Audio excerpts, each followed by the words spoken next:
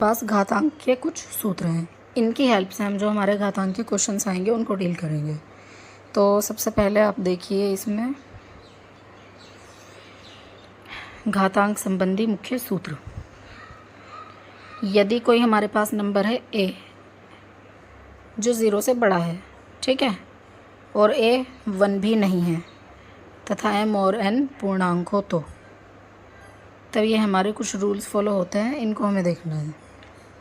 देखिए rule number 1 है a की पावर m इंटू a की पावर n इक्वल a की पावर m प्लस n। यानी अगर कोई नंबर है हमारे पास a, इसकी पावर m और फिर मल्टीप्लाई हो रही है a की ही कोई दूसरी घात है n, तो हम इसको सिंप्लीफाई करके लिख सकते हैं a की पावर m प्लस n।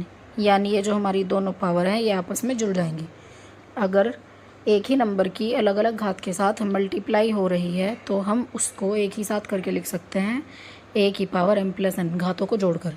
ठीक है, एग्जांपल से समझते हैं। जैसे हमारे पास अगर मान लीजिए कोई डिजिट सपोज 2 ही है, तो 2 की पावर 3 इंटू 2 की पावर 4 है मान लीजिए, तो हम इसको सिंप्लीफाई करके लिख सकते हैं 2 की पावर, क्योंकि ये दोनों मल्टीप्लाई में है ना, तो हम इन दोनों पावर्स को क्या कर देंगे, ऐड कर देंगे। ठीक है, तो पावर हो जाएगी 3 प्लस 4।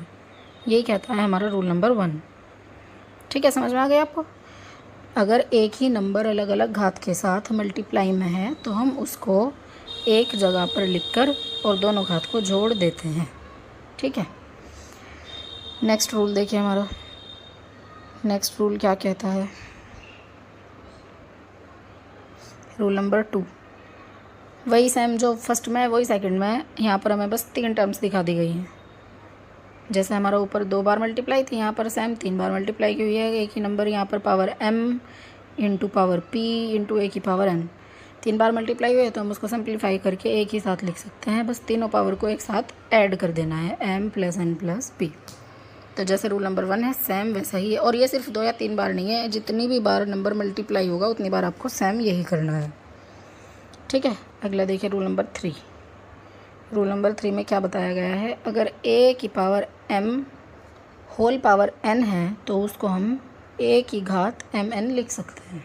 ठीक है, यानी हमारा कोई नंबर है, मान लीजिए हम 2 का ही एग्जांपल ले रहे हैं, 2 की पावर 3 और होल पावर 4 ऐसा है, तो इसको हम क्या लिख सकते हैं, हम दोनों पावर्स को एक साथ यहाँ पर मल्टीप्लाई करके लिख देंगे। यानी 2 की पावर हो जाएगा 3 इंटू 4। ठीक है, तो ये रूल नंबर 3 हो गया हमारा। ये रूल आगे क्वेश्चन